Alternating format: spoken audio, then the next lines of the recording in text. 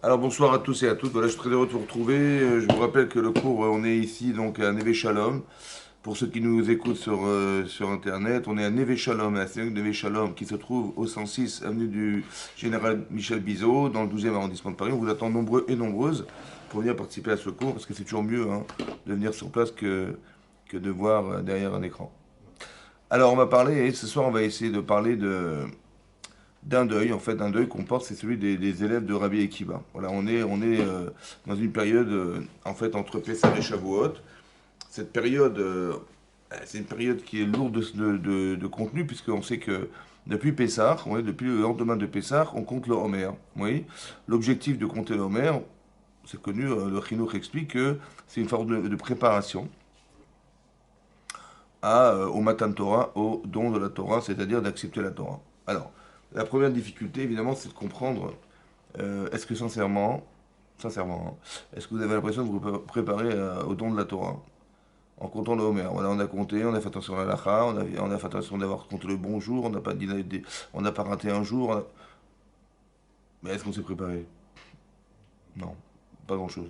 D'accord, alors qu'on sait pertinemment qu'on va compter les jours, évidemment, pour se préparer au Matan Torah. Une préparation, je ne sais pas, moi, quand quelqu'un il veut rentrer à la yeshiva, ouais, bah, il prépare pendant des années à Inshok Tana. Quelqu'un qui va rentrer dans une grande école, il sait pertinemment qu'il n'aura pas forcément le niveau pour rentrer en université et faire un an de prépa. Oui, mais il va préparer quelque chose qui l'amène à rentrer dans cette école. Il va préparer le niveau qui lui manquerait éventuellement pour s'acclimater au niveau qu'on estime qu'il doit avoir pour rentrer dans cette école. On est d'accord? Mais est-ce qu'on s'y prépare, nous, à ce matin de Torah? On dit non, on est dans l'impatience d'attendre ce jour.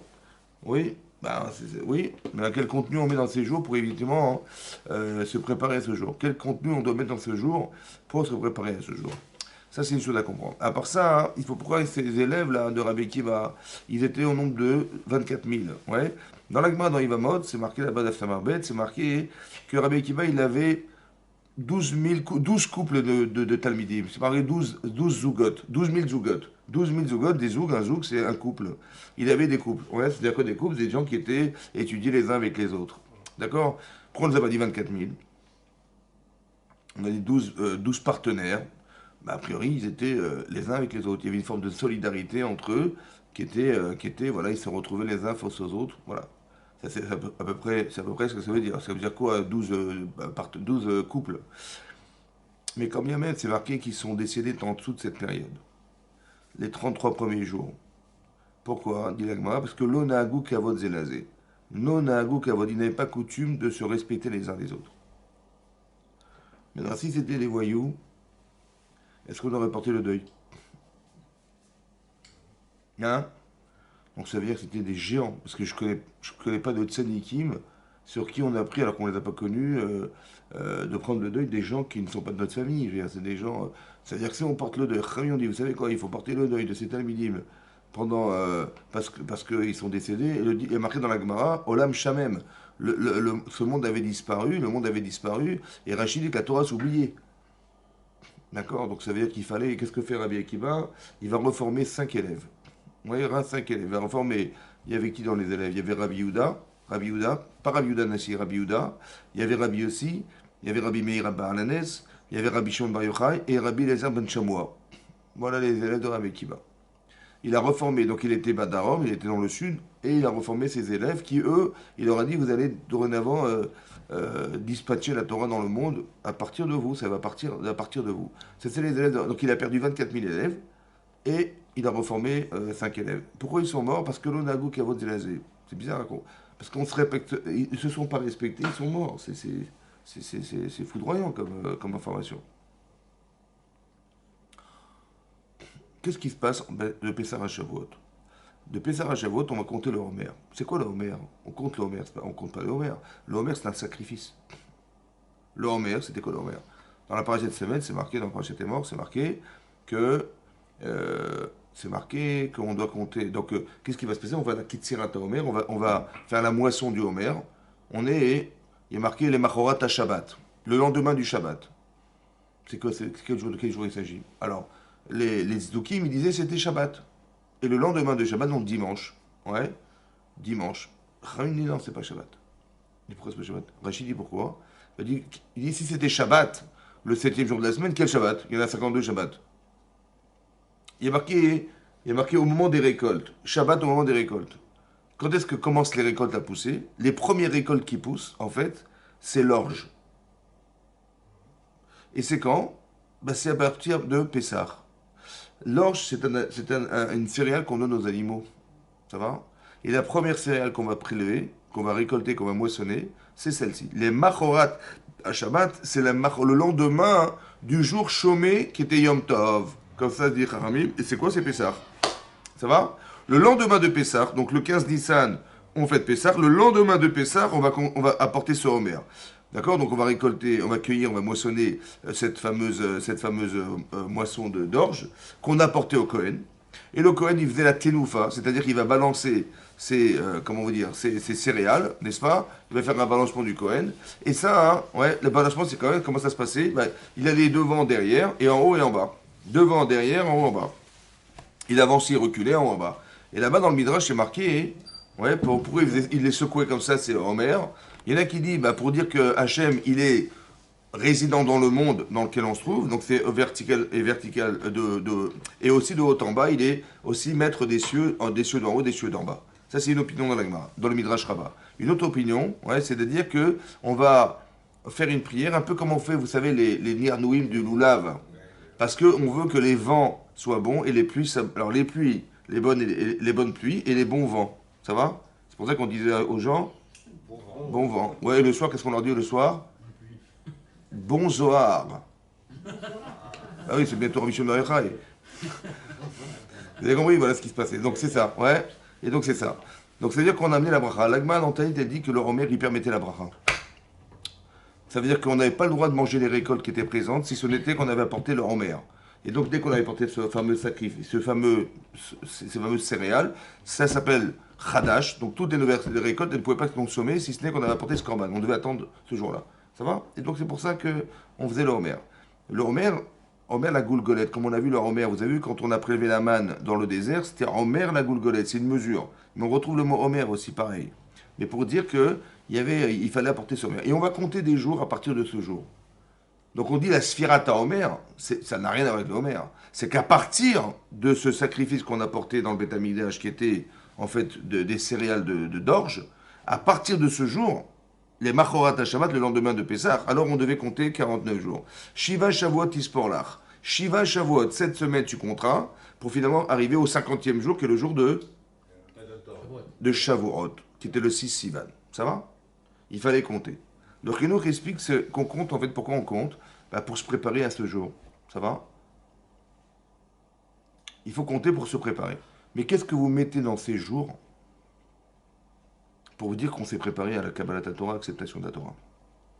À part le fait qu'on est compté, on est au travail, on revient du travail, on fait un vite et on compte. Faut pas oublier. N'oubliez pas de compter. Ça va? On a compté. On compte sur qui? On compte sur vous. Ouais. Le compte du Homer. Mais qu'est-ce que tu mets dans le compte? Mais le fait de compter, ça traduit pas une attente, justement? Alors justement, c'est une question, ça, c'est pas une réponse. Parce que si c'est une attente, il fallait compter à compte à rebours. C'est-à-dire quand la fusée va décoller, vous dites, allez, 10, 9, 8, donc on va dire qu'on va compter à l'envers, on va dire 49, 48, 47, on est bientôt arrivé. Et là on voit qu'on compte à l'envers, d'accord? Donc on voit que ce n'est pas une attente. Pourquoi? C'est quoi la différence entre compter avant et compter à l'envers? C'est quoi la différence? C'est quoi la différence fondamentale? Pourquoi je compte à compte à rebours et pourquoi je compte de 1 à 49? C'est quoi la différence dans l'esprit, je parle, hein, bien sûr. Dans le cas de la fusée, on part quand on est prêt. Et dans le cas où on compte, comme on fait pour le Homer, c'est qu'on n'a pas une date où on veut partir. Si, on a une date. Quand on compte en avant, on sait qu'on part le lendemain de Pessah jusqu'à Shavuot. Donc on sait l'objectif, on connaît l'objectif. On n'a pas une date. Si, la date... Tant Nissan ou telle date. Si, on sait que c'est 49, donc on va calculer à partir du 16, tu comptes 47, tu sais compter. Mais toutes les autres fêtes, il y a une date. J'entends, c'est vrai, donc c'est marqué, c'est vrai que c'est flou dans la Torah, c'est vrai. Il est marqué à Shabbat, ce Shabbat-là. Le Shabbat, il s'agit de Shavuot. Shabbat. Mais c'est vrai, c'est une question, mais quelque part, quand on la différence entre compter avant et après, je pense que quand on est en attente de quelque chose, on compte à compte à rebours. Quelqu'un dit, quand est-ce que tu maries dans 2 semaines? Oui, vous avez compris, on compte à l'envers. Quand on est en attente d'un événement, mais quand on cherche à devenir quelqu'un pour l'événement, on compte en avant. C'est ça la différence. Mais quel est le sens de la préparation à ça? Ça, c'est une question qu'on doit aussi se poser. En quoi on se prépare entre Pessah et Shavuot au matin de Torah, d'accepter la Torah. Est-ce que c'est simple d'accepter la Torah? Dites non, dites non. Non, très bien. C'est pas facile d'accepter la Torah. Ça veut dire quoi accepter? Pas accepter de ne pas mélanger l'huile et la viande. Ah, ça, il faut accepter. Mais c'est dur d'accepter d'être chômeur Shabbat, d'être, je sais pas, de faire les misotes d'être pointilleux dans les misotes. C'est compliqué, ça. Ouais. Il y a plein de choses qu'on aurait voulu faire, on peut pas parce que c'est assourd. Alors, on a tellement envie, on peut pas. Ouais. Et donc, c'est ça. C'est dur d'accepter la Torah. Mais qu'est-ce que je dois faire pour accepter la Torah? Pour être entier dans la capacité d'acceptation de la Torah. Il ne faut pas qu'il y ait de fissure dans cette acceptation, parce que dès qu'il y a fissure, ça fuit, hein, on est grave. Il y a un plombier, ah, tu es d'accord? Ça fuit. Donc c'est ça, il ne faut pas que ça fuit, ouais, tu es d'accord? Donc qu'est-ce qu'il faut faire pour que l'ustensile, disons le réceptacle qui va permettre d'accepter la Torah, il soit entier, c'est-à-dire nous, ouais. Alors c'est connu, ça reste entre nous, et c'est comme ça. C'est marqué dans les Pirkei Avot.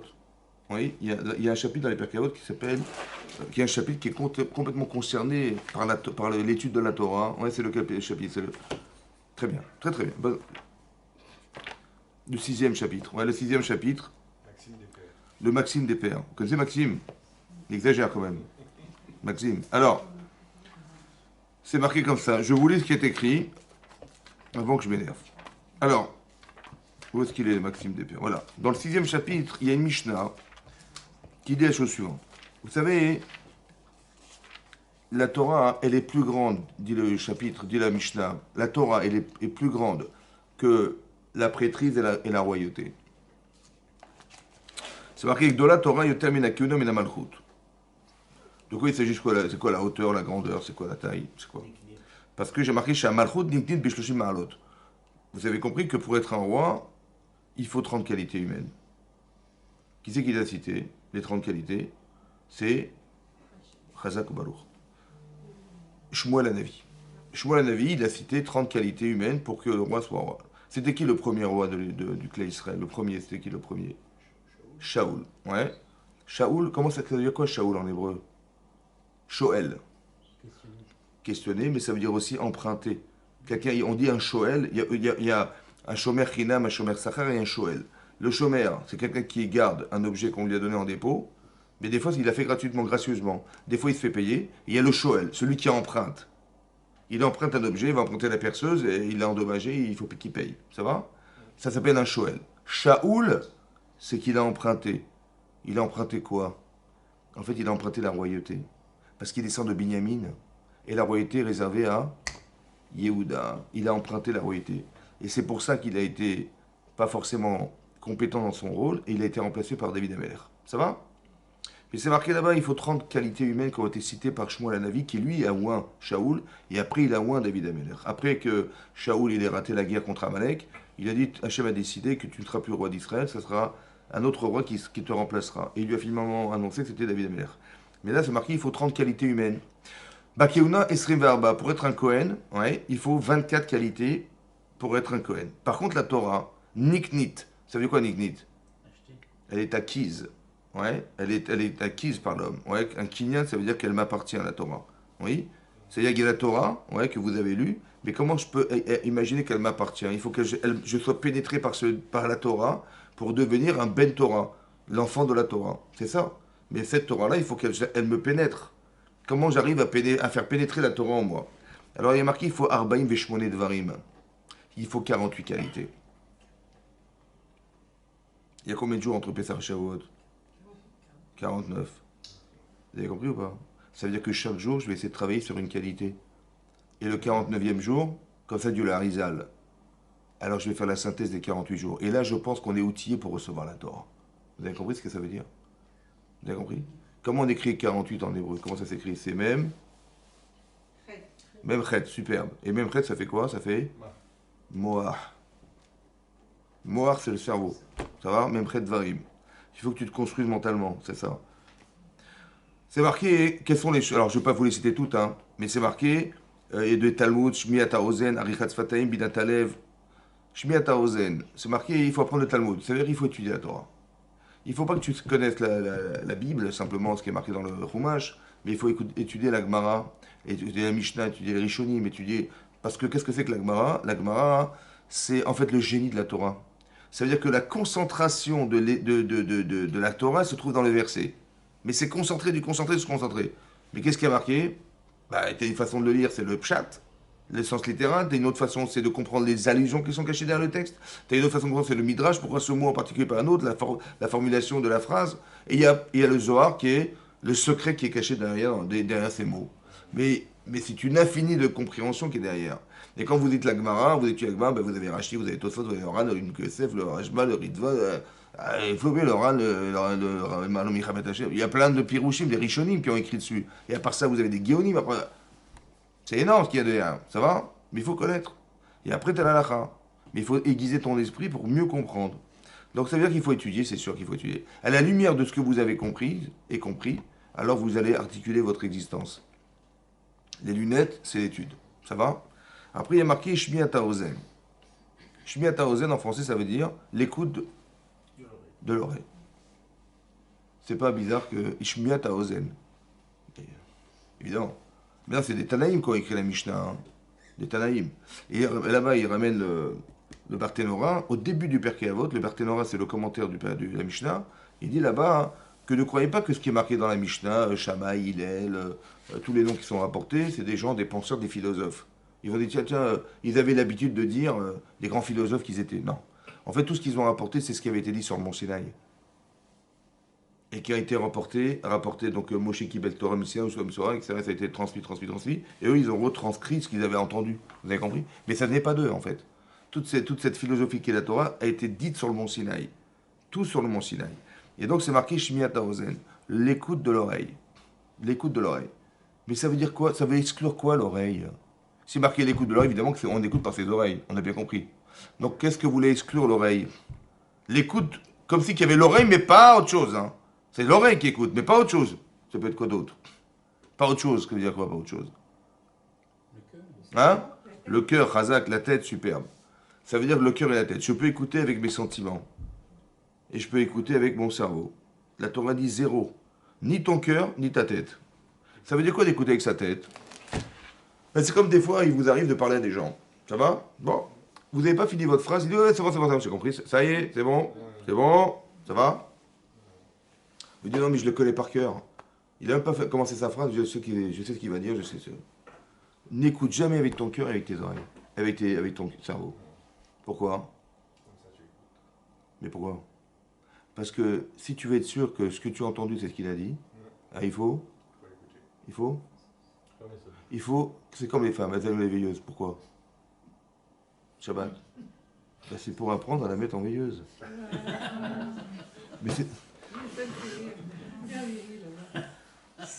laissez-le kiffer quand même, Pour une fois qu'il peut, hein. Bon. Mais c'est ça que ça veut dire, ouais. C'est pour ça que, pourquoi les hommes ils mettent une ceinture, mesdames, pourquoi les hommes ils ont une ceinture autour de la taille? Ben, pour la boucler. Bon, maintenant, important. Ça va être calme dans le couple. Ouais, ça... Un qui la boucle et l'autre qui la C'est pour ça que même la porte, il faut savoir la fermer. Bon, maintenant, vous avez compris, ça veut dire que Shmiat HaOzen. Mais le danger, c'est comme ça. N'écoute jamais avec ce que tu ressens. N'écoute jamais sans être certain d'avoir bien entendu ce que tu dis. C'est comme à l'école, vous vous rappelez l'école? On nous a proposé de faire, je sais pas moi, une dissertation. Bon, il y a un sujet à traiter, il faut traiter. En philosophie, il faut traiter. Et il nous est arrivé des fois de faire des hors-sujets. Ouais. HS, hors-sujet. HS, BC. HS, BC. C'est comme ça. D'accord? Bah oui. Et donc, qu'est-ce qui s'est passé? La note 0. C'est vrai? HS, BC. Et la moyenne baisse. C'est comme ça. Et donc, qu'est-ce qui va se passer? Et probablement, ça fait qu'on a fait un hors-sujet, comment c'est possible? Pourtant, je suis pas bête, j'ai quand même lu le sujet, j'étais complètement aucun rapport avec ce qui est marqué. Pourquoi? Vous savez pourquoi? Parce que j'ai réfléchi en lisant. Il ne faut pas réfléchir en lisant, il faut écouter. Est-ce que tu es sûr que c'est ça qui est écrit? Tu as bien entendu ce qui est marqué? Répète. C'est comme on était à l'école, on nous disait, attention, le problème, attention, relisez 3 fois l'énoncé. Mais pourquoi faire? Parce qu'il faut que tu sois sûr de ce que tu vas penser. C'est sûr que tu l'as bien entendu, t'es sûr? T'es sûr que tu as bien entendu avant de l'avoir bien compris? D'abord, écoute bien ce qui s'est dit. D'accord? Ça fait partie des kinyanim de la Torah, ça. Pourquoi c'est très important? Parce que tu vas lire la Torah. Ça va? Tu vas lire Rashi, tu vas lire la Gemara. Mais dis-moi, t'es sûr que c'est ça qui est marqué? C'est sûr que c'est ça que tu as entendu? T'es sûr ou pas? Mais tu te rends compte que tu vas transmettre ta Torah aux autres? Mais est-ce que c'est sûr que c'est ça qui est marqué? Tu lis Rashi. Mais c'est sûr qu'il a dit ça, Rashi? Ou c'est quoi, tu crois que tu crois qu'il a dit ce que tu voulais dire, en fait? Vous avez compris ou pas? C'est très dangereux, ça. Il faut faire attention. Il faut apprendre à écouter les gens. Ça va? Et c'est comme ça que tu vas apprendre à écouter la Torah. Shmiata Ozen. Shmiata Ozen. Écouter avec tes oreilles. T'as bien entendu?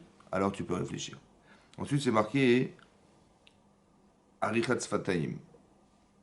En hébreu, ça veut dire quoi, Arichat Sfataim? C'est articuler les lèvres. L'articulation des lèvres.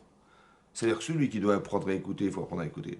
Et celui qui apprend à dire, il faut que ce qu'il dise, ça soit Arichat Sfataim, bien articulé. Vous avez compris? Que quand son discours, il a parlé, on a compris qu'il y avait une question, il y avait une réponse, on a modifié la question parce qu'on avait des questions sur la question, sur la réponse, etc. Il y a un fil conducteur, en fait, qui amène une démonstration, conclusion, on a très bien compris ce qu'il a dit.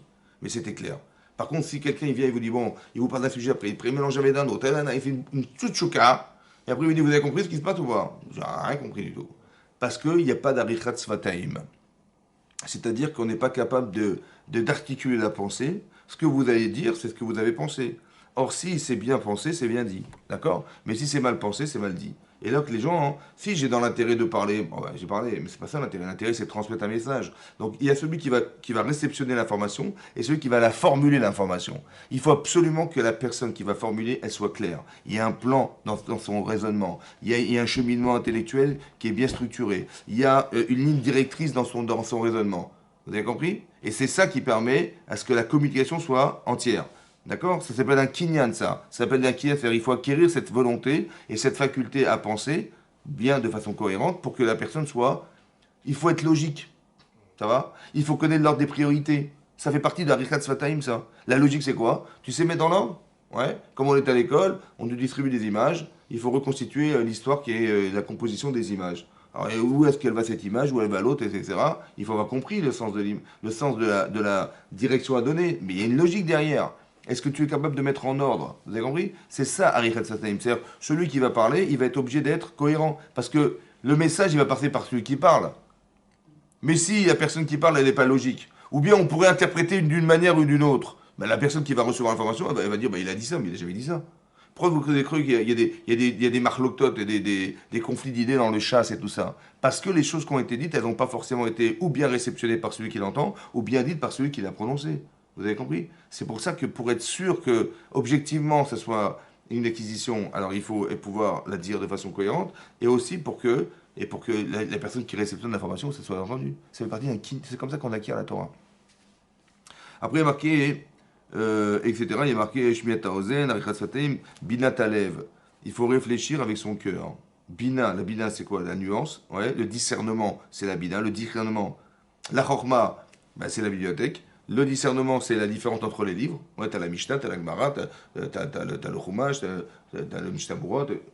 C'est quoi la différence entre celui et celui? Ben, la Mishnah, c'est écrit par les Tanaïm, et la Mishnah Berurah, c'est Chafetz Chaim. Ah, ok, d'accord. Donc la Bina, c'est le discernement. D'accord? La différenciation des livres. La Bina. Et le Da'at, c'est la connaissance absorbée qui permet de réagir à ce qu'on sait. C'est ça le Da'at. Quand on dit qu'un enfant n'a pas de Da'at, ouais, ça veut dire quoi? Ça veut dire qu'il a l'information, mais il ne sait pas réagir en fonction de ce qu'il sait. Je dis, mais je t'ai fait 10 fois que je te répète, t'as pas compris encore. Mais pourquoi t'as pas fait ce que je te dis? Parce qu'il n'a pas de Da'at. Ça veut dire qu'il n'est pas capable de réagir à l'information qu'on lui donne. Ça va? Il n'est pas lié à l'information. Il n'est pas lié. Ouais, comme en face de chez toi, t'as un voisin. Elle n'est pas liée. D'accord? C'est ça. Il n'est pas lié. Maintenant, c'est ça. Vous avez compris? C'est ça. Donc ça, c'est Da'at. Bina Talev. Bina, c'est intellectuel. Lev, c'est le cœur, c'est les émotions. Comment on arrive à mêler les deux? On dit Chacham Lev. Dans la Torah, c'est marqué Chacham Lev, ils ont construit le Mishkan. Chacham, c'est un sage, et Lev, c'est le cœur. Mais il faut être Chacham Lev. On veut les deux. Mais c'est dangereux les deux. Parce que si tu réfléchis avec tes émotions, tu risques de faire n'importe quoi de ta vie. Ça va? Comment j'arrive à conjuguer les deux? Il faut absolument qu'il y ait une chorma, une forme de sagesse qui soit liée au cœur. Comme si le cœur allait changer quelque chose. Ouais. Comment ça se comprend? Alors, un exemple que je vous donne. Il y a Gemara dans Sota qui explique là-bas, ouais, que lorsque Paro il a décrété que les garçons qui allaient naître, il fallait absolument les noyer, il fallait les tuer. Et ça devait être fait par des sages-femmes. Ça va? Deux femmes qui étaient des sages-femmes, qui étaient Myriam et Yocheved. Il leur a dit, écoutez, les garçons qui naîtront, vous les tuerez, les filles, vous les laisserez vivre. Ça va? Qu'est-ce que décide Amram, qui était le Gadolador? Gadolador, le grand de la génération. Parce qu'il faut savoir, historiquement, que tout le monde n'a pas participé aux travaux forcés en Égypte. Vous saviez ça ou pas? Non, vous savez pas? Bon. Il y a marqué le Ramban, il ramène là-bas le Ramban, oui, qui dit que, en fait, le Shevet Lévi, la tribu des Lévi, ils ont étudié la Torah. Pendant toutes les années où il y a eu le Sherbut Mitzrayim, ça veut dire d'avoir été assujetti à l'Égypte, ouais, toutes ces années-là, ils ont été étudiés la Torah. C'est bon? Le Ramban, il ramène ça. Mais d'où il a tiré ça, le Ramban? D'où il a tiré? En fait, c'est un Zohar. Le Zohar, il dit là-bas, hein, que quand il y a marqué Bechomer au Bilvenim ou Bechol Avoda Basade, Chomer au Bilvenim, ils ont fabriqué du bitume, c'est pour ça qu'on mange la charosette, et les Venim, des briques. Ouais, des briques. Ou Bechol Avoda Basade, et tous les travaux faits dans les champs. Le Zohar, il dit, c'est quoi Chomer, le bitume? Chomer, c'est Kalva Chomer. Ils ont fait des raisonnements a fortiori. C'est quoi les Venim? C'est Binyana Shel Torah. Ils ont fabriqué des raisonnements intellectuels dans la Torah. Binyan, ils ont fabriqué des raisonnements dans la Torah. Ça veut dire qu'on pouvait être soit à Hamel Batorah, tu vas te casser la tête, tu vas œuvrer dans l'étude de la Torah, soit tu vas te casser la tête à fabriquer des villes et les briques. Vous avez compris? Il fallait les deux. D'accord?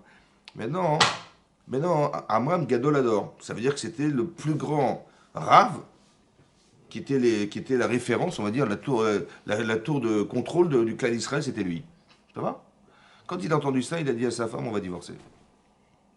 Il dit pourquoi? Bah parce que, dans le doute, imaginez-vous, sa femme, elle va accoucher d'un garçon. D'accord? Dans le doute, est-ce que vous voulez avoir des enfants dans ces cas-là? Est-ce que vous voulez être un père criminel? Dans le doute, vous voulez ou pas? Non. Ou alors de faire subir à sa femme une grossesse qui, dans les 9 mois qui vont suivre, elle va être obligée de le jeter à la poubelle. Dans le doute. Je lui permets cette douleur, cette souffrance? Non plus. Alors il a dit non, on va arrêter d'avoir des enfants, et il l'a divorcé. Et puisqu'il a divorcé, alors tout le monde a divorcé. Ça va? Voilà ce qui est marqué dans l'Agmara. Sur ce, sa fille, elle vient. Sa fille, Myriam, qui était une enfant, hein, elle vient voir son père et lui dit, papa, tu sais, tu fais pire que Pharaon. Il dit, bon, comment ça? Ben écoute, Pharaon, il tue les garçons, mais pas les filles. Or, toi, en te privant d'avoir des enfants, tu empêches les filles d'exister. Donc, tu fais pire que lui. Et à part ça, le garçon qui va effectivement, Chazéchom, mourir parce qu'il est un garçon, il va être jeté au Nil, eh ben, cet enfant, il va aller au Gan Eden. Alors qu'en te privant d'avoir des garçons, tu les prives du Gan Eden. Tu fais pire que Paro. Ça va? Et il a dit, tu as raison ma chérie, il a embrassé sa fille sur la tête, dit l'Agmara, il a réépousé sa femme, Veikar Ishmi Bet Levi et Bat Levi, il a épousé un homme de la famille de Lévi, la fille de Lévi, c'était sa femme, il l'a réépousée, ils ont eu Moshe Rabbeinu. Voilà ce que dit le texte. Ça va? Maintenant je vous pose une question.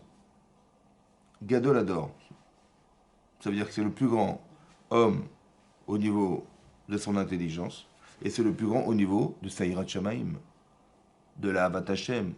Ouais, c'est le plus grand religieux, on va dire, et le plus grand intellectuel qui existait à l'époque. Oui? Comment une enfant, elle a pu remettre en question le plus grand, le plus intelligent et le plus religieux de l'époque? Il n'était pas assez religieux pour comprendre ce qu'elle a dit? Il n'était pas assez intelligent pour comprendre ce qu'elle a dit? Il a dit, mais tu fais pire. Ben, comment c'est possible qu'il ait pu faire pire que Paro? Vous avez compris la question? Et il est rattrapé par qui? Pas par une adulte, hein, mais par l'enfant qui va lui dire, papa, tu fais pire que Paro. Vous avez compris ça? Comment ça s'explique? C'est comme ça. C'est ça la religion. Il faut accepter la Torah. Non, je rigole. Comment ça s'explique? Ça va? Comme ça. Le problème de l'adulte, c'est pas ça. C'est qu'il est responsable. Il dit, je suis père de famille. Je vais quand même pas me culpabiliser en imaginant, je vais voir ma femme enceinte et je vais attendre, je vais faire que c'est une fille de mariée. Et si c'était un garçon, tu te rends compte, catastrophique. J'ai été un criminel. J'ai tué cet enfant quelque part. Je culpabilise. Et ma femme, je ne veux surtout pas supporter qu'elle puisse faire une grossesse et vivre un cauchemar de devoir tuer cet enfant qu'elle a porté pendant 9 mois. C'est pas possible. Vous avez compris ça? Donc c'est la responsabilité qui engage. Maintenant, ça, c'est la position du père vis-à-vis de sa responsabilité personnelle et vis-à-vis de son épouse. C'est clair? Maintenant, l'enfant, je suis Myriam. J'ai Paro en face de moi et j'ai mon père en face de moi. C'est bon? Si mon père est Paro, il me fait vivre. Mais si mon père est mon père, il m'empêche de vivre. En tant que fille. Et si je suis un garçon, Paro, bah, il tue le garçon, mais il l'amène au Gan Eden. Et mon père, il m'empêche d'aller au Gan Eden. Vous avez compris ça? Vous avez compris ça? Ça veut dire que le problème d'être responsable, c'est de ne pas pouvoir s'engager des fois en sachant que je vais faire un choix, mais qui est au détriment de ceux qui vont le subir. J'ai décidé, moi, de ne pas avoir d'enfant. Là, tu dis, attends, papa, je suis désolé, je veux vivre. Depuis quand tu décides au détriment de tes enfants? Vous avez compris ça? Alors, le père responsable, il va faire un raisonnement, mais qu'en fait, il manquait juste un élément dans le raisonnement. Il manquait son enfant. Vous avez compris ce que je veux dire? Il dit, mais comment je vais supporter ça? Je pourrais pas. Et comment ma femme, je pourrais pas. Il manque l'enfant. Vous avez compris dans le raisonnement? Il manquait le lève. C'est quoi le cœur? C'est de te mettre dans la position de celui qui va subir ton choix. Tu dis, mais moi je peux pas. Et puis qu'est-ce qu'ils vont penser les gens? Et vous avez compris pas? Mais il est où l'enfant? Il fallait le lève. Chochmat lève. Vous avez compris? Chochmat lève. Ça veut dire qu'il a changé la halacha parce que tout à coup il a ressenti ce qu'il avait manqué d'avoir au départ. C'est la sensibilité de celui qui va subir son choix qui est son enfant. Le garçon il veut vivre, mais il va mourir, il va gagner l'Éden. Vous avez compris? Et la fille, elle m'a dit, attends, je suis désolé. Paro il fait mieux que toi. Mais Paro il me laisse vivre. Mais toi tu m'empêches d'exister, c'est pas normal. Vous avez compris? Tout ça parce que plus on est responsable et plus on est forcément dans la capacité, si on n'a pas de cœur, pas suffisamment de cœur, ça va? Ça veut dire qu'on est capable de raisonner intellectuellement, mais pas de mêler le sentiment. Et ce sentiment, il doit pouvoir s'introduire dans le raisonnement pour pouvoir réfléchir et se dire, est-ce que c'est vraiment ce qu'il fallait faire? Est-ce que je suis assez sensible? Vous avez compris ça? Vous avez compris ça? C'est ça. Et plus on est grand, plus on peut tomber dans le panneau. Parce que, on va dire, on va réfléchir à la condition humaine, on va réfléchir sans réfléchir à la condition de ce que l'enfant va subir. C'est ça. Ça s'appelle Binat Alev, ce que je suis en train de vous expliquer. Ça fait partie du kinyan de la Torah, ça. Vous avez compris? Etc., etc., etc. Alors, je ne vais pas tout vous citer, mais là-bas, il y a marqué Shimush Rachamim, Divuk Ramim, Ira, Behema, Anava, Simcha. Je vous dis, ce sont des valeurs qu'on doit avoir, la Simcha, on doit l'avoir. La Anava, la Tahara, la pureté. Ensuite, c'est marqué Oev et Tatochachot, il faut aimer les reproches. Il faut marquer Oev et Tamakom, il faut. Il y a marqué Oev et Tamakom, il faut. Nosé Beol Chavero, il faut savoir porter le joug des autres. Vous voyez, porter le joug des gens. Marquer les Kavzuchot, il faut être capable de voir favorablement les personnes, de juger favorablement. Tu dis, mais regardez ce qu'il a fait, il y a une crapule. Mais on ne sait jamais, juge favorablement les gens. Ça va, essaie de trouver un prétexte qu'il va faire, etc. Ma vie dans la Met, ma vie dans la Shalom. Vous avez compris ce qui est marqué? En fait, il y a un mélange de plein de choses qui sont en relation avec Hachem, autant en relation avec son prochain. Ça fait partie des kinyanim. C'est comme ça qu'on acquiert la Torah. Ça va? Il y a marqué Nosé Ol Chavero. Là-bas, il y a un Midrash Rabbah. Il y a un Midrash Rabbah qui est dans le Sefer Bereshit, qui dit comme ça. Qui dit que Rabbi Akiva, lorsqu'il a formé ses 5 élèves, pour revenir sur le sujet, il a dit ne soyez pas comme les 24 000 Tamidim qui sont décédés. Pourquoi ils sont décédés? Il a dit parce qu'ils étaient Tsar Aïn. L'œil étroit. Tsarut Aïn. Tsarut Aïn, ça veut dire qu'ils ne supportaient pas la réussite de l'autre. Tsarut Aïn. Et c'est pour ça qu'ils sont morts. Pourquoi ils sont morts? Parce que les élèves de Rabbi Akiva, c'est eux qui devaient transmettre la Torah de Rabbi Akiva. C'est ça, n'est-ce pas? Et ils sont morts dans cette période-là, parce que dans cette période, on fait un travail de Kabbalat Torah. C'est ce que je suis en train de vous expliquer. Comment je vais faire pour accepter la Torah? Mais il y a marqué Nosé Ol Chavero. Il faut porter le joug des autres. Il faut être Evet Abiriot. Il faut aimer les créatures. Il faut respecter les gens. Vous avez compris ce qui se passe? Ça veut dire que le manque de respect, de considération de l'autre, même si c'est légitime, mais c'est quoi de Tsaraïn? Il m'a pris mes élèves, il m'a pris ma place, il m'a pris mon machin. Vous avez compris pas? Mais les Shem Shamaïm, hein? C'est un peu comme Korach. Il dit, mais on est tous Kadoshim. Alors pourquoi toi, ton frère c'est Kohen Gadol et toi t'es roi et nous on est quoi là-dedans? Mais il pense sincèrement qu'il le fait les Shem Shamaïm. Vous avez compris? Le problème c'est qu'intérieurement il y a quelque chose qui ne va pas. C'est que tu es en train de t'opposer à l'autorité rabbinique de Moshe Rabbeinu. C'est qui t'a donné la Torah? Ben, c'est lui. C'est grâce à qui tu es sorti d'Égypte? Grâce à lui. Où est-ce que tu as eu la main dans le désert? C'est grâce à lui. Vous avez compris? Comment tu peux t'opposer? Il dit, ben, les gens peuvent se tromper. Vous avez compris? Il est sûr de lui. Tellement il est sûr de lui, Korach, tellement il est sûr de lui, c'est que Moshe dit, écoute, c'est simple. Si tu as raison, Mazal Tov. Et sinon, la terre va s'ouvrir sous toi, tu vas être englouti là-bas. Qu'est-ce que tu penses? Il n'a pas compris quoi? Il dit, ben, c'est soit tu vas être Kohen Gadol, je te répète, soit tu es Kohen Gadol, Mazal Tov, donc mon frère, ben, c'est pas lui, mais... Et soit tu vas être englouti par la terre. toi et ta famille et tout ce que tu as amené avec toi. Bon, un type normal, qu'est-ce qu'il dit? Ben, il dit, d'un côté, bon, bah, j'ai envie de réussir ma vie, j'espère que ça va. Mais si ça marche pas, c'est pas grave, je préfère vivre. Ouais, d'accord? Donc il va dire, écoutez, bah, écoutez, mon cher ami, on peut plaisanter, ça va. Ouais, bah, vous avez rigolé quand même. Bien sûr que j'ai plaisanté, bien sûr, je vais pas de Cohen Gadol. Ça va? Et qu'est-ce qu'il a fait? Il a dit ça, j'ai rigolé, non, c'est vrai, c'est une blague. Non, non, il a été jusqu'au bout. Et il s'est englouti dans la terre. Pour dire que des fois, il y a des gens, hein, ils vont aller jusqu'au bout de leurs idées, mais ils se sont trompés, malheureusement. Ça va? Ils se sont trompés. Ouais.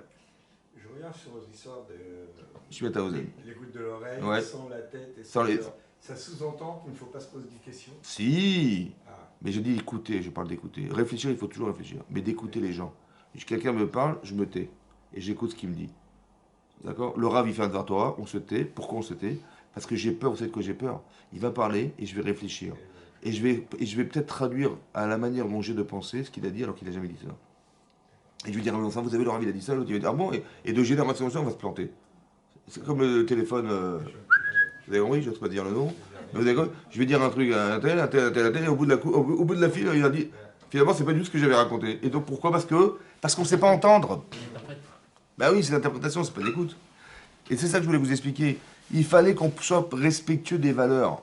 Les valeurs de respect des autres. Vous avez compris ça? C'est ça. Il y a marqué l'Agma dans Hiruvin, la Fut Gimel a dit là-bas, pourquoi on a tranché finalement la lacha comme Rabbi, comme Beth Hillel. Vous savez que la lacha, elle est comme Beth Hillel. Ouais, pourquoi? Pourquoi on a choisi Beth Hillel? Au détriment de Beth Shammai, alors que Picard, ils étaient beaucoup plus intelligents, Beth Shammai. On a choisi Beth Hillel. L'Agma a dit pourquoi? Parce que quand on demandait une halacha à Beth Hillel, non seulement non seulement il disait l'halacha, il rapportait l'halacha, comment dire, il disait l'halacha de Beth Hillel. Il disait pas voilà ce que je pense et voilà ce qu'il pense. Non, il disait aussi l'halacha de Beth Hillel, ouais, de Beth Shammai, pardon, ouais. Il rapportait l'opinion de Beth Shammai. Mais en plus, Magdim Beth Shammai et Divrei. Il faisait précéder l'opinion de Beth Shammai avant la leur. Tu vas voir Beth Hillel, tu dis mais qu'est-ce que vous pensez de cette halakha? Il dit sache que Beth Shammai il n'est pas d'accord avec moi. Et après je vais te dire ce que je pense. Et l'halakha elle est comme ça. Elle est comme Beth Hillel, elle n'est pas comme Beth Shammai. Parce que Magdim, Divrei Beth Shammai, les Divrei. Ils ont fait précéder les paroles de Beth Shammai avant les leurs. Ça veut dire quoi? Ça veut dire que je vais te dire ce que je pense. La vérité, j'en sais rien. Mais sache que tu vas choisir entre Beth Shammai et moi. Mais pour te montrer combien je suis objectif dans la façon de te détruire, je vais te faire précéder les autres avant moi. C'est ça le Derech HaTorah. C'est pas de se mettre en avant. C'est d'être mechabed, d'honorer les autres. Ouais, avant soi. Parce que j'ai tellement peur que je me sois trompé. Écoute, je te dis, voilà, ce qu'il pense, voilà ce que je pense. Mais je dis pas ce que je pense, et après, tu sais, à part ça, lui, il pense ça. Je me suis pas mis en avant, dit Beth Hillel. J'ai mis d'abord les autres avant moi. Vous avez compris? Magdim, Kavod. Nahagou Kavod Zelagzé. Le Beth Amikdash était détruit à cause de quoi? Sinatrinam, on ne sait pas supporter les uns les autres. On a Beth Amikdash numéro 1, Avodazara, c'est-à-dire qu'il y a un problème conflictuel entre les personnes. Et c'est ça qui détruit le temple. Hachem, il ne veut pas de ça. Et dès l'instant où on n'est pas capable de respecter les autres, c'est quelque chose qui ne fonctionne pas. Vous avez compris? Autant dans le fonctionnement social, autant dans la transmission de la Torah. Ça ne pourra pas se faire. Vous avez compris? Les choses vont se perdre. Parce qu'on n'est pas capable de communiquer ensemble de façon cohérente. On n'est pas capable d'être content pour les autres. Tsaraïn, ça veut dire quoi Tsaraïn? Ouais, c'est que, je sais pas, moi, par exemple, quelqu'un, hein, j'ai vu dans le Chazonish, il explique là-bas, il y a un sefer qu'il a écrit, le Chazonish, ça s'appelle Emuna ou Bitachon. Ouais. Il dit il y a des gens qui ont un Bitachon Mezouyaf, c'est-à-dire une confiance en Dieu qui est falsifiée. Le type, il va te faire des drachotes, et voilà, des trucs de folie, un grand balmoussard sur la confiance en Dieu, ouais. Bon. Et puis le type, il vous dit, écoutez, vous travaillez 2 heures par jour, ça suffit, vous avez une belle parnassa, il étudie, machin, il a confiance en Dieu, et il voit que ça marche. Il étudie toute la journée, et 2 heures par jour, il travaille, il voit que, au Hachem, il a des clients et tout, et il est heureux de voir que le peu qu'il pense à travailler, ça lui suffit pour vivre, et voilà. Et tout à coup, il y a quelqu'un qui ouvre une boutique en face de lui. Qu'est-ce qu'il fout là, celui-là? Il va commencer à faire du lachonara. Il va commencer à raconter aux autres, mais qu'est-ce qu'il fout là? Il va se justifier le fait que ça ne fait pas ce qu'il a fait là maintenant. C'est mon concurrent, c'est mon machin, mais il vend la même chose que moi, il va commencer à rentrer en conflit. Ouais. Il dit que ça s'appelle une confiance en Dieu qui est falsifiée. Parce que si tu as confiance en Dieu, qu'est-ce que tu crois qu'il va te prendre l'autre? Au contraire, il dit, quelqu'un il devrait avoir un bon cœur, left-off. Il dit, mais qu'est-ce que tu fais? Ben, je vends des machins. Je dis, mais écoute, je vais t'aider. Voilà, moi j'ai la même boutique que toi, et je vais t'aider, et je vais te donner des conseils, ne fais pas ça, fais ça. Quelqu'un qui a un left-off dit, mais attends, mais c'est un concurrent, comment tu vas faire? J'ai Bitachon Bachem, il peut rien faire, il peut pas rien m'arriver, qu'est-ce qui peut m'arriver? Vous avez compris? Et bien, je vais vous dire même l'inverse. Vous avez vu dans les rues de Paris, il y a des rues, la rue Mélée, il y a que des chaussures. Vous allez dans le sentier, il y a que des costards. Vous allez il y a que ça. Tu dis, mais il y a concurrence? C'est pas vrai, il n'y a pas de concurrence. Vous savez pourquoi il n'y a pas de concurrence? Parce que moi, je cherche un costume où je vais aller. Je vais aller dans une rue où il y a un seul vendeur? Non, je vais aller dans une rue où il y a beaucoup de choix. Donc en vérité, la masse de gens qui sont présents, à contrario de ce qu'on croit, on croit que c'est de la concurrence et ça va nous enlever la part d'assa. C'est l'inverse. C'est là que les mondes vont venir. Vous avez compris? Parce que c'est là l'endroit où tu vas trouver des costumes. C'est l'endroit où tu vas trouver des chaussures. Après, il y a tellement de monde qui va passer, bon, ils vont passer chez toi. Mais si tu étais tout seul, bah, tu as une chance sur, je sais pas combien, que les gens ils viennent acheter des chaussures chez toi. Vous avez compris? Mais ce que je veux en train de vous expliquer, c'est une chaussure. Vous avez compris ça? Ouais? D'accord? Il faut être lassé pour pas comprendre ce que je vous dis. Vous avez compris ça? C'est ça qui est très important. Ouais? C'est pour ça qu'on a demandé à ce que les gens soient bien enlacés dans une chaussure qui est la Torah. Vous avez compris? C'est ça qui est très important. Parce que, à contrario de ce qu'on croit, on dit, mais c'est mon concurrent, qu'est-ce qu'il fait là, machin? C'est l'inverse. Plus il y aura de monde, et plus tu verras que les mondes vont venir ici. Parce que c'est l'endroit où on vend ce que tu recherches, ce que tu vends, etc. Et donc tu auras plus de clients que si vous avez la rue Montgalet, il n'y a que des informatiques. Hein. Pourquoi? Mais il n'y a pas de concurrence, c'est de la bêtise en fait. Et c'est Minachamim que c'est comme ça, pour que justement tu n'aies pas la haine de ton voisin. C'est l'inverse. Vous avez compris ou pas? L'inverse. C'est ça, Leftov. Il faut être capable de penser comme ça. Il y a marqué dans la paracha de Vaïra que lorsque Sarah, hein, que lorsque Sarah, elle a dit à son mari qu'elle voulait pas que Ishmaël il hérite d'Abraham Avinu, oui, elle a dit Garesh Tamazot, sépare-toi de cette servante et de son enfant parce que je ne veux pas que cet enfant Ishmaël hérite de toi. Ça, vous vous rappelez de ça? Très bien. Là-bas, c'est marqué qu'au début, ben, ça ne lui a pas plu, Abraham. Et Hachem lui a dit, écoute la voix de ta femme, parce qu'elle a vu, en fait, elle a vu que Ishmael tournait mal, elle ne voulait surtout pas que cet enfant soit influence sur son enfant Yitzhak. Elle a dit, j'ai pas envie de le perdre. Donc il dit, bah, si on ne peut pas se séparer de l'enfant sans sa mère, on va se séparer de sa mère. Et on se séparera de sa mère et de son enfant. C'est ça qu'il a pensé. Qu'est-ce qu'a fait Moshe Rabbeinu? Qu'est-ce qu'a fait Abraham Avinu? Ben, il a chassé. D'accord? Et là-bas, c'est marqué Vayeshkem Avraham Baboker. Donc il s'est levé tôt le matin à la suite de ça. Vaikach Lechem. Il a pris du pain. Vechemat Maïm. Et un peu d'eau. Veiten El Agar. Sam al Shirma. Donc il a donné à Agar. Et il l'a posé sur son épaule. Vaeteleyed Deishalcha et Veteler Vatedar, etc. Et donc elle est partie avec son enfant. Qu'est-ce qu'il lui a donné à manger? De l'eau et du pain. Et Rachid relève, il dit Velo Kesev Vezav. Il n'a pas donné de l'or et de l'argent. Pourquoi? Les filles Shayasono, parce qu'il le haïssait cet enfant.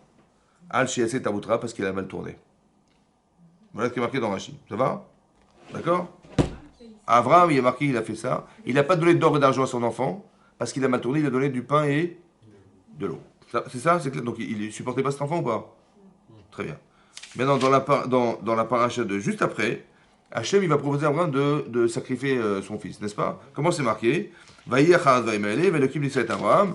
il va éprouver Abraham, il lui dit Abraham, il a dit prends ton fils, et ton unique, un cher Avta que tu aimes, et Israq et Yitzhak. Ça va? Rachid nous dit là-bas, Kartnel bincha, Rachid dit, et bincha. Amarlo, shne banim yeshli. Il dit prends ton fils, il dit j'en ai deux, j'ai Ishmael et Yitzhak. Amarlo, et ton unique enfant. Il a répondu à Marlo, Zeyachidemo. Ils sont chacun uniques, un de sa mère qui est Agar et un de sa mère qui est Sarah. Ok. À Marlo, un cher Avta que tu aimes. Il a dit à Marlo, je t'aime, Yoev. J'aime les deux. J'aime les deux. Je les fais en tunisien. J'aime les deux. Comment ça, j'aime les deux? Mais tu m'as dit avant que tu l'as jeté dehors parce que tu le supportais pas. Rachid Sono, il le haïssait. Il avait marqué qu'il a menti. Il dit je l'adore. Alors? Après, quand il est parti, il a aimé. Ça, c'est Mémé Hélène, ça. C'est autre chose. Ça. Non.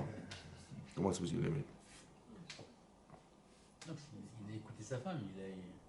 Il a marqué sono. Il a dit pourquoi il n'a pas donné d'or et d'argent. Il ne pouvait pas le voir. Alors, c'est contradictoire. Comment il a pu dire à Hachem je les aime tous les deux, alors qu'en fait il a hissé son fils. Il avait peur de sacrifier. Il avait peur que ce soit Israël. Il aurait préféré sacrifier. Il a dit l'enfant que tu aimes. En Il dit mais espérant j'aime que- les deux. Comment ça t'aimes les deux? Peut-être qu'en espérant que Hachem lui dise de prendre Ismaël. Ouais. Ça. Non, ça on n'ose pas dire ça. C'est un calcul Mais bon. un peu. Non, parce que comme on est filmé, il vaut mieux. Non, c'est pas ça. Non, c'est pas ça. Ah, écoutez-moi bien. J'ai écouté sa femme. Le Raphaël Shmolevitz, mais il a écouté ça, mais c'est quoi il écoutait ça? Sa femme lui a dit il faut que tu le rendes. Il y a marqué Rachidi qu'il a sonné. Sonné, c'est quoi sonner? Haïr. Haïr. Il n'y a pas marqué qu'il a écouté ça, mais il y a marqué qu'il a hissé son enfant. C'est Rachid qui Parce dit que c'est Dabotra, hein? Pourquoi alors il a marqué avant Mais Rachid invente ou. D'accord, mais. Rachid, d'où il a su Rachid? Hein? D'où il a su? Bah, du Midrash. Rachid, il n'y a rien de lui. Il y a rien. Rachid de Pshat, mais où il a tiré Rachid? Il n'a pas inventé. D'accord. C'est marqué dans le Midrash Rabbin, ce qui est marqué dans Rachid. Ou dans la Gemara. Ou... D'accord, alors pourquoi ça lui a fait mal quand Sarah lui a dit de. S'il il le détestait. Oh non, c'est pas comme ça. Écoute, dans l'ordre, c'est comme ça. Il aimait cet enfant ou pas? Évidemment qu'il aimait au départ. Sa femme, elle lui dit, mais écoute, il a, comment dire, elle lui dit, il faut que tu te sépares de cet enfant et de sa mère. Il dit, j'ai pas compris. Ah, j'avais dit, écoute la voix de ta femme. Ça veut dire quoi, écoute la voix de ta femme? Ça veut dire quoi? Elle a raison. Écoute la voix. La voix. Ça veut dire, n'écoute pas ce qu'elle t'a dit. Écoute ce qu'elle a voulu te dire. D'accord? Et qu'est-ce qu'elle a voulu te dire? Elle dit, mais t'as pas vu qu'il tourne mal ou pas? D'accord? Tu veux quoi? Tu veux que notre enfant Israël il se perde? Elle dit, ok, donc tu as raison. À la suite de cette information, Il a détesté. il a cet esprit. D'accord? Voilà ce qui est marqué. Maintenant, écoutez-moi bien. Le Rav Chaim Shmulevitz, il explique comme ça, qui était le Rosh Yeshiva de Mir. Il dit Avraham Avinu, il avait les deux sentiments en lui. Il avait les deux sentiments en lui. D'aimer son enfant, il adorait son enfant. Mais d'un autre côté, il ne supportait pas ce qu'il avait choisi d'être. C'est ça la haine. C'est pas la haine de l'enfant, c'est la haine du choix qu'il a fait d'avoir été un rachat. Vous avez compris la différence ou pas? C'est très très important ce que je vous dis. Parce que souvent les gens, ils assimilent la personne à ce qu'elle fait. Ils disent, si tu fais ça, si tu fais un acte de rachat, c'est que tu es un rachat. Oui, non. Il ne faut jamais penser comme ça. Ça n'existe pas un rachat. C'est pour ça qu'on lit la paracha. Parce qu'on n'est pas un rachat. Ça va? Non. Un rachat, c'est un homme qui... C'est un homme qui a fait un mauvais choix. Mais est-ce que je peux changer ses choix? Est-ce que je peux changer ses choix? Oui. Mais il faut que je l'aime pour lui proposer de changer les choix. Non? Mais comment je vais l'aimer? Parce que c'est un Ben Israël, parce que c'est un fils qu'Hachem il a créé, etc. etc. Vous avez compris. Donc j'aime la personne. Ce que je ne supporte pas, c'est les choix qu'il a fait. La sina qui est marquée dans Rashi, c'est pas la haine de l'homme. C'est la haine de ce qu'il a choisi d'être. Vous avez compris ça? C'est pour ça que dans les Pirkei Avot, c'est marqué que la qualité d'Aaron à Cohen, c'était quoi? Il y a marqué Eve Metalmidav chez Aaron. Il faut être les élèves d'Aaron à Cohen. D'accord? Que il y a marqué Oev Shalom. Oev Shalom, il aimait la paix. Rodev Shalom, il pourchassait la paix. Oev et Taberiot, il aimait les créatures, mais Kavanator, il les rapprochait à la Torah. Il faut aimer les gens pour faire le shalom avec les gens. Il faut les aimer les gens, ça va? Pour faire la paix avec les gens. Comment il faisait la paix avec les gens? Le Rambam, parce que vous savez que le Pirkei Avot se trouve dans le Chasse. Ouais. Il y a plusieurs explications. Il y a le Rambam, il y a Rashi et le Rabbeinu Yonah. Là-bas, le Rambam, il dit, mais comment il faisait le shalom? D'aller voir l'autre. Ça, c'est l'objet de Rashi, ça. Ouais. Mais le Rambam, il dit pas comme ça. Le Rambam, il disait, Maïmonide disait comme ça. En fait, il allait voir quelqu'un qui n'était pas très religieux. Ça va? Bon. Mais c'est quand même le Kohen Gadol. Alors il tape à sa porte, son voisin.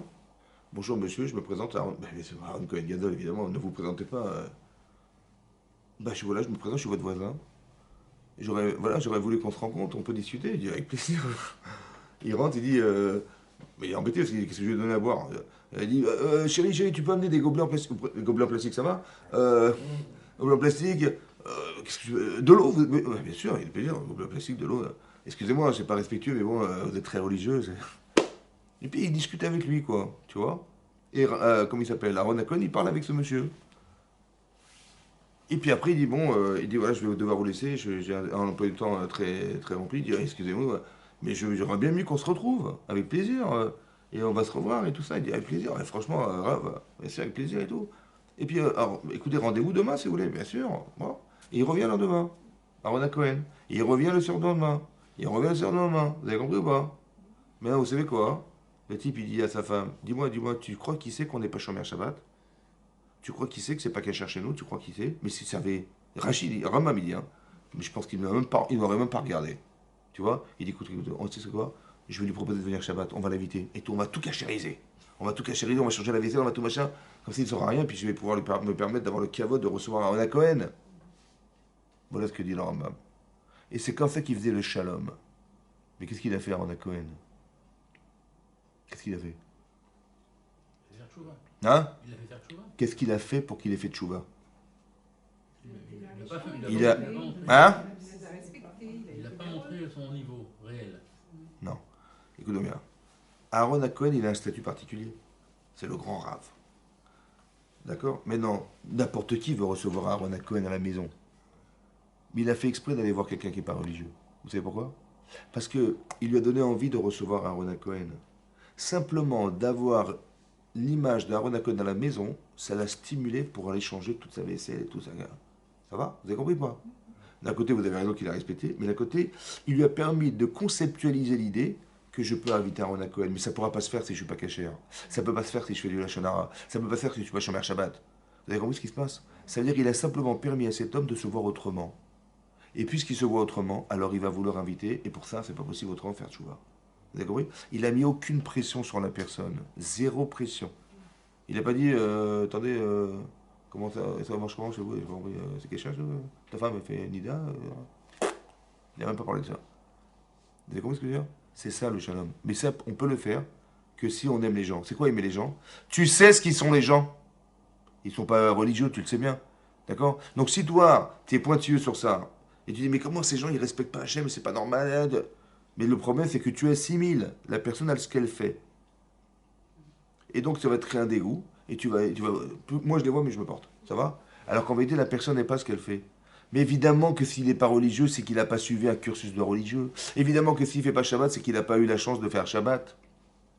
C'est logique ou pas? Évidemment que c'est logique. Donc, si c'est logique, alors pourquoi tu t'emportes? Si tu n'aimes pas les gens, si tu t'aimes, tu vas l'envoyer balader. Mais si tu l'aimes, tu vas l'envoyer balader? Non. Et tu vas essayer de le changer. Comment tu vas faire?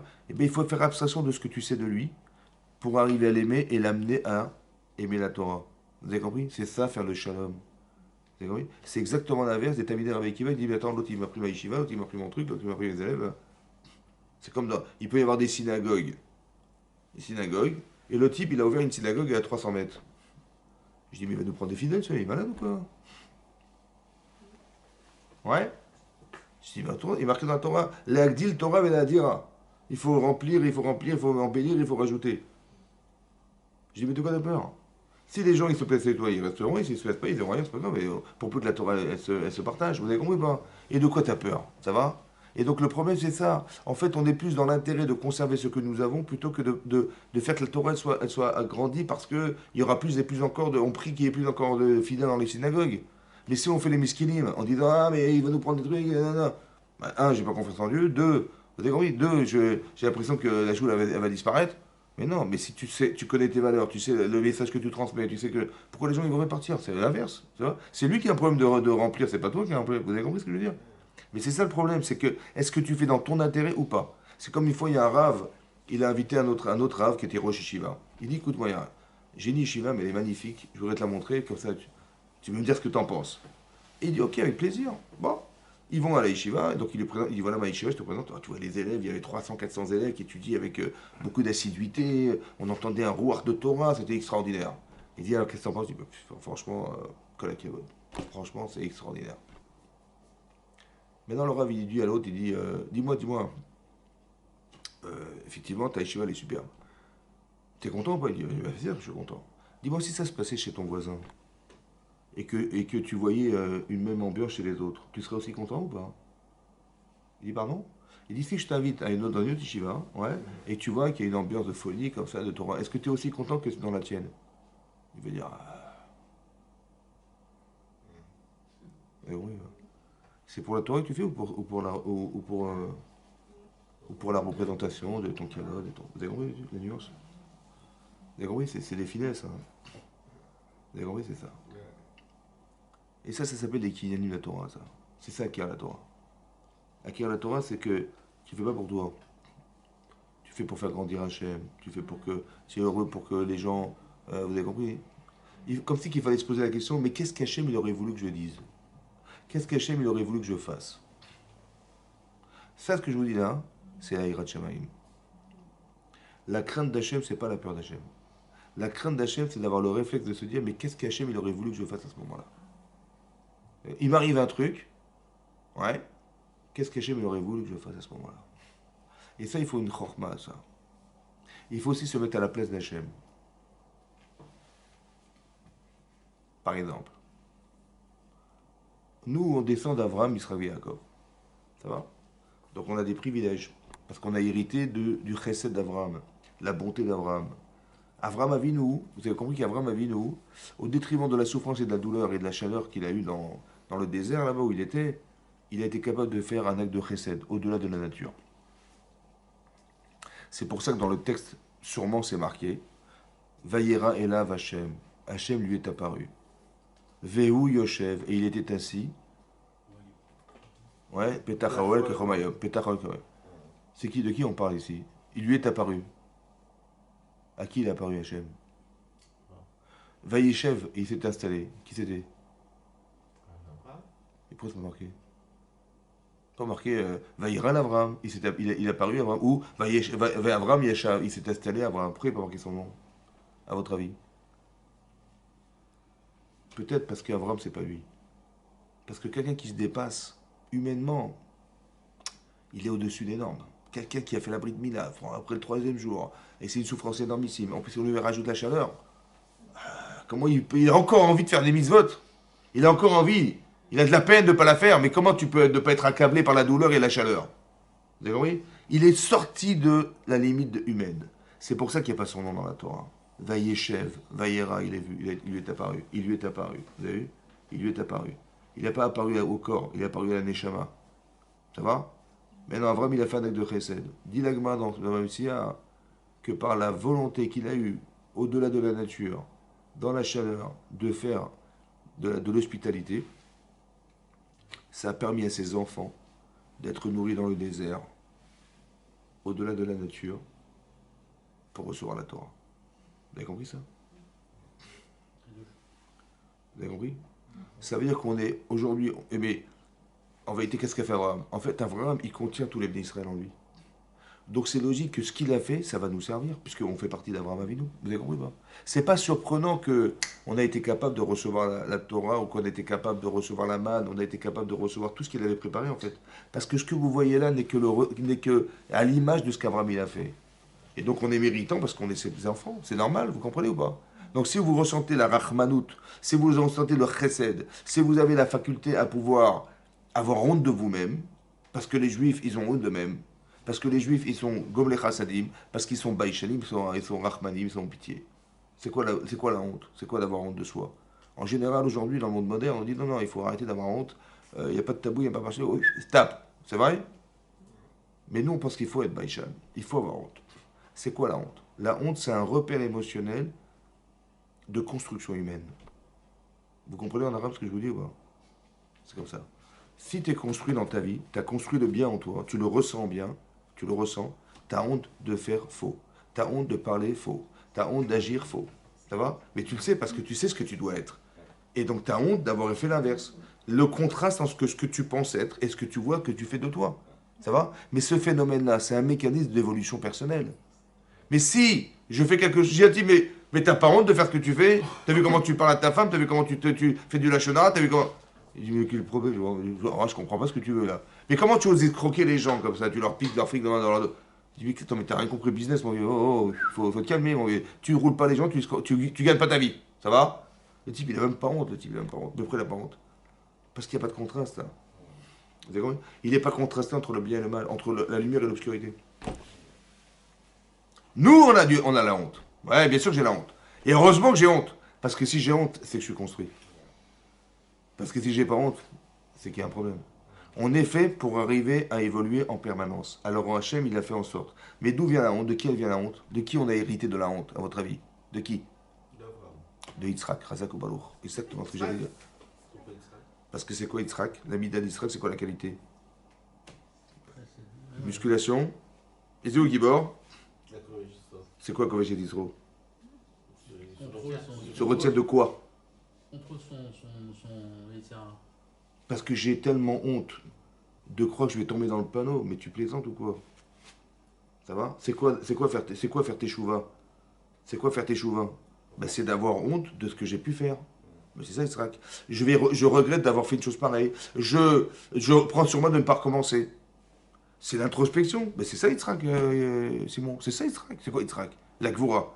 Avraham Avinu, il existe parce qu'il est capable d'exister par les autres. C'est parce que l'autre existe que j'existe grâce à lui, Baruch Hashem. Donc c'est ça, Abraham. Mais Yitzhak, c'est l'inverse. Il est complètement introverti dans sa façon de se voir et de se parfaire et d'avoir une introspection profonde et de se comprendre fondamentalement. C'est ça, Yitzhak. Mais c'est quoi ça? Mais j'ai honte de moi. Mais j'aurais pu faire mieux, j'aurais pu faire machin. C'est ça. Et je prends sur moi de jamais commencer. Et je fais un travail, j'élimine, buvez. C'est comme ça. Tu bois la Torah, tu élimines. Non? Mais ça, c'est Yitzhak, ça. Tu as compris? C'est ça, Yitzhak. Et Abraham et Yaakov, c'est quoi? Le Hémet. C'est quoi le Hémet? Le Hémet, j'ai fait comme ça, mais c'est comme ça. Le Hémet, c'est quoi le Hémet? C'est quoi la vérité? C'est la synthèse. Dites-moi la vérité. Dites-moi la vérité. Yaakov Avinu, il a pensé épouser Rachel. Mais sur moi, je veux pas de Léa. Hein. Je veux pas Léa, je veux ta fille et je veux l'Aktana, la cadette. Donc il a clairement voulu Rachel. Il a dit, je vais travailler 7 ans pour elle. Ça va? Ok. Au bout des 7 ans, il dit, attends, on va construire pas notre vie, on va construire le peuple juif. Donc moi, j'ai fait un travail sur moi-même pendant 7 années, pour être un mari idéal, pour être un père idéal, pour avoir des enfants parfaits, etc. J'ai fait un travail de fond sur moi. Ouais. Il a mis 7 ans de sa vie pour ça. Il ne s'est pas préparé au mariage 3 mois avant son mariage. Il a dit, je vais préparer mon mariage, ça va me prendre 7 ans. Par amour pour ma femme, pour être sûr que j'aime ma femme, pour être sûr que je sois un mari parfait, pour que j'ai des enfants, mes tatos chez les mains. Avraham Avinu, il a eu un enfant karaté. J'ai dit karaté, c'est pas une blague. Karaté. Comment il s'appelle? Parce qu'il y a des cas réussis et des karatés, ça je voulais vous expliquer. Mais non, comment il s'appelle? Avraham, il a eu Ishmaël. Et Israël, il a eu Esav. Mais moi, je veux pas d'écart dans ma famille. Je veux que tous mes enfants soient parfaits. Donc il a fait un travail sur lui-même, que tout ce qui va sortir de lui, elle ressemblera à ce qu'il est, c'est-à-dire ses enfants parfaits, quoi. C'est ce qu'il a voulu faire. Et ça lui a pris 7 ans de sa vie pour ça. Ok. Maintenant, il a quand même peur que son beau-père, il lui fasse un coup par derrière. Il dit à sa femme, écoute, je vais donner des signes. Il dit, regarde, personne ne sait ça. Nida, Adlakat Nerot, Chala. C'est clair ou pas? Les 3 simanim. Comme ça disent les Baalat Tosfot là-bas dans le Chumash. Voilà ce qu'il a dit à sa femme. Et comme ça, si tu sais, je vais savoir que c'est toi. Il arrive sous la choupa, super beau, le plus beau jour de sa vie. Il dit à sa femme, dis-moi, c'est toi Rachel? Il dit, bien sûr. Les simanim, les signes. Chala, Adlakat Nerot et Nida. Super, merci. Bon. Il se marie avec elle. Le matin, il se réveille. Qu'est-ce qu'il voit là? Hein? Ben, il voit Léa. Mettez-vous à sa place 2 minutes. Cauchemar. Attends, il voulait épouser Léa ou pas? Non. Pas du tout. Il voulait épouser Rachel? Oui. Mais qu'est-ce qu'elle a fait Rachel dans son dos? Est-ce qu'elle l'a prévu? Tu sais quoi? Attends, il y a ton père, machin. Dans son dos, elle a donné des signes à sa sœur. C'est vrai ou pas? Alors mettez-vous à sa place. La déception amoureuse qu'il a dû avoir, la trahison amoureuse qu'il a pu avoir, elle est énorme ou pas? Ouais. Maintenant, il est où le Hémet? Alors, mais j'ai fait exprès de vous mettre à la place de Yaakov Avinu. Voilà, vous avez appris que la femme que vous aimez, vous avez attendu 7 ans, le plus beau jour de votre vie, vous la gâchez, mais comme ça dans votre dos, catastrophique ou pas? Elle est où la vérité? Et il y a 2 façons de réfléchir. Soit je me dis, écoutez-moi bien, je dis Baruch Hashem que je ne l'ai pas épousée. Oh là là là là là, Mindash Shamaim. Bon, sa sœur, je ne sais pas ce qu'elle fait là. Bon, Léa, j'ai pas compris. Celle que j'aime, elle m'a trahi. Donc le mariage que j'ai, il est caduc. On est bien d'accord? Il est caduc. La femme que j'aime, bah écoute, elle peut rêver que je la regarde, ça va, parce qu'elle m'a trahi. Et elle me dit, mais je vais tout expliquer, mon chéri, je vais tout. Écoute, je peux même pas te voir, même en photo. Ça va? Et son père, c'est. Heureusement que je ne suis pas rentré dans cette famille, Baruch Hashem, dis merci Hashem. Ça va? Heureusement, hein? Oui, non. Je me sauve. Ça, c'est la façon de voir. Ou je dis non. En fait, peut-être c'est Sarah qui Qui s'est mêlé là-dedans? Pourquoi les Tzara? Parce que tu sais ce qu'elle pense Rachel ou pas? Tu sais ce qu'elle pense Rachel, toi? Non. Mais en vérité, ta frustration, elle dépend de l'interprétation que tu as fait d'elle. En disant, elle m'a trompé, elle m'a. Mais est-ce que tu es sûr qu'elle t'a trompé? Mais puisque ta frustration est suspendue à sa réponse, alors peut-être écoute ce qu'elle va te dire. Et tu diras, si vraiment ça correspond à 99% de ce que je pense, parce qu'elle m'a même pas prévenu, alors je dirais que Baruch Hashem, ciao. Et sinon, je dirais, bah, écoute, elle a justifié cet acte-là, je dis, bon, écoute, bah, c'était moi qui m'étais trompé. Ça va ou pas? Ça va ou pas? Vous avez compris comment c'est compliqué le Hémet? Vous avez compris ou pas? Émotionnellement, c'est très prenant, c'est très touchant, c'était même très influent. Parce que je suis sûr qu'elle m'a fait un sale coup, c'est pas possible. Parce que dans mon cœur, elle m'a trahi. Vous avez compris? Mais elle t'a trahi parce que tu penses qu'elle t'a trahi. Mais t'en sais quelque chose ou pas? 99 sur 100, t'as raison, elle t'a trahi. Elle t'a même pas dit. Mais t'as l'interprétation d'un acte, vous avez compris? C'est très compliqué de trouver la vérité. Et grâce à Dieu, on a cette faculté parce qu'on a eu un grand-père qui s'appelait Yaakov Avinu. On descend de cet homme exceptionnel. On est fiers d'être juifs. Vous avez compris ce que je veux dire? On a une faculté de... Comment? Pourquoi qu'elle a dit qu'il a fait penser bien? Alors, comme ça. Il y a marqué dans le Midrash. Ouais, dans le Midrash Rabbah. C'est marqué dans le Midrash Rabbah. En fait, il n'a pas été voir Rachel dans le Midrash, il a été voir Léa. C'est bon? Il lui a dit, vous savez ce qu'il lui a dit? Il lui a dit, tu es une ramaille. Une ramaille, ça veut dire que tu es une menteuse.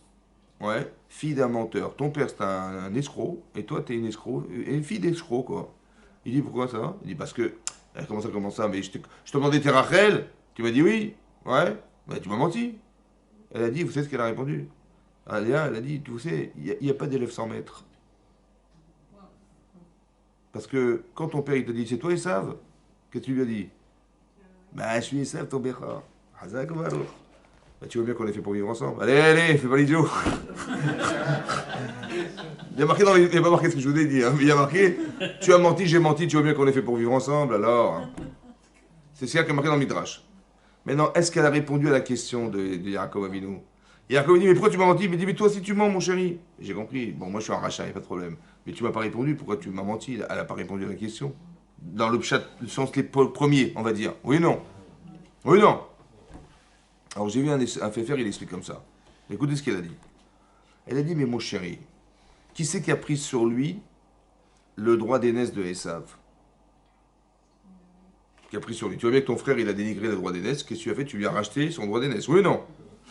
Et après que tu aies pris le droit d'aînesse, c'est-à-dire à ton père que tu l'appelles Esav et tu as pris sa beracha, sa bénédiction. Oui ou non? Donc tu as pris quoi? Le droit d'aînesse et la bracha d'Esav. Mais à qui j'étais désigné au départ, moi? Donc quand tu prends la bechora de ton frère et tu prends la bracha de ton frère, tu prends la femme de ton frère. C'est moi. Vous avez compris le fait? Quand tu as menti à ton père, mais t'as menti à ton père, mais parce que tu pensais sincèrement que tu étais Esav. Et la preuve, c'est que ton père, il a vraiment cru que c'était Esav. Mais il a pensé à Esav lequel, lui? Et son père, il a pensé à qui? À l'autre. Mais l'autre, c'est qui l'autre? C'est rien. C'est celui qui n'est pas Esav. Il n'est pas Esav. Le vrai Esav, c'est qui? C'est celui qui il a pris à charge. C'est pour ça qu'en baratinant son père, il a récupéré la bracha qui revenait à Esav, c'est-à-dire la sienne, et pas son frère. Vous avez compris ça? Parce que, écoutez-moi bien. Et vous avez compris en français ou pas? Non, c'est pas grave. C'est comme ça, écoutez-moi bien. Yaakov Avinu, il se déguise. Ça va? Il se déguise. Donc il fait croire à son père qu'il est Esav. Si son père, il se rend compte de la supercherie, qu'est-ce qu'il va faire à son fils? Hein? Talecha. Et si Bémet, il a joué, il était à Hollywood, hein, il a réussi son rôle de folie, ça va? Donc son père, il a cru que c'était qui en face de lui? Donc il va bénir qui? Il va pas bénir Yaakov, il va bénir son fils. Donc à quoi ça sert ce qu'il a fait? À quoi ça sert? Si il est attrapé en flagrant délit de tricherie, il va le maudire. Et s'il réussit malgré tout à faire croire qu'il est Esav, son père il va bénir qui? Il va bénir ses Esav. Donc ça sert à quoi qu'il ait fait tout ce cinéma? Vous avez compris la question? Réponse? C'est pas?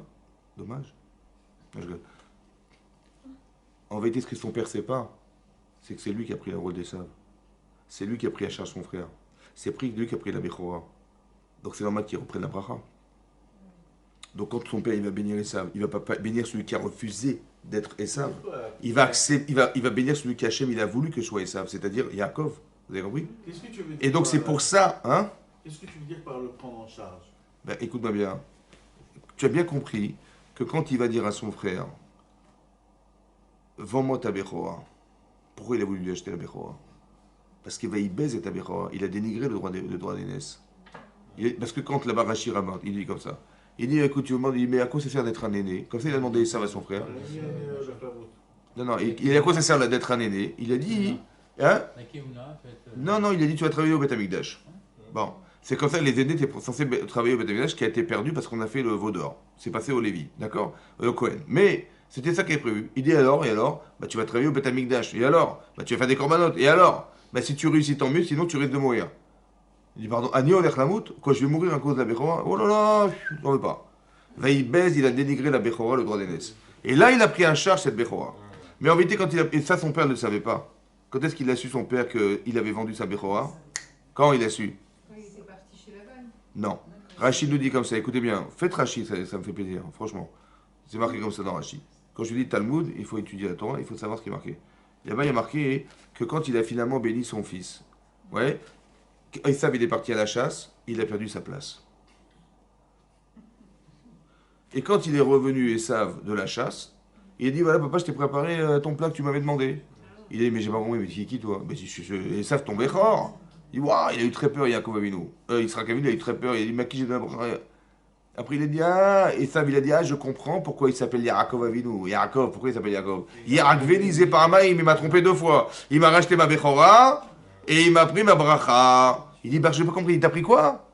Il t'a vendu quoi? Tu as vendu ta Bechora? Ah, Gabriel Hachem, grâce à Dieu, j'ai béni le bon. Comme ça, Rachid rapporte. Il ne le savait pas en vérité, mais c'est Sèvres qui lui a annoncé qu'il avait vendu son droit d'aînesse à son frère. Mais concrètement, ça se vend pas, un droit d'aînesse. Un aîné, c'est un aîné, il a son droit, au final, ça se traduit, ça se vend. Parce qu'en vérité, quand ils se voyaient ensemble, ils étaient nés à nez. Mais oui, c'est des jumeaux. Tu vois? Ouais. C'était un aîné. Fastine, la fille. Non, je rigole. T'as raison, c'est une question, c'est vrai, c'est une question. Comment on peut vendre? Est-ce que la misva a un prix? Non. Alors comment il a pu la vendre? Bah, T'as compris? c'est une illusion, il a fait une illusion d'optique. C'est un... Est-ce que on peut vendre? Est-ce qu'une misva a un prix?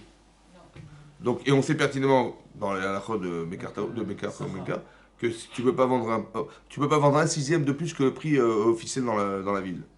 D'accord? Ça s'appelle Ona. Donc c'est-à-dire que la vente elle est caduque. Oui non. Alors comment c'est qu'elle a eu lieu? Elle a été quand même validée. Vous savez pourquoi? Non? Non? C'est lui qui l'a limité au plat de lentilles. Chazak ou Baruch. Le prix de la misva, écoutez-moi bien. Le prix de la misva, c'est le prix que vous avez fixé de la misva. Il dit, mais combien ça coûte? Un plat de lentilles. Vous avez compris? C'est un truc de fou. Si par exemple quelqu'un dit, allez, il y a un show ce soir à Neve Shalom, je parle à ceux qui nous regardent. Bon. Et les types, ils viennent pas au cours. Et pourquoi? Ben, ce soir, il y a un film avec Louis de Finesse, il y a un foot, il y a un je sais pas quoi. Ok? Bon. C'est-à-dire que tu mets la Torah et tu mets Louis de Finesse. Ça va?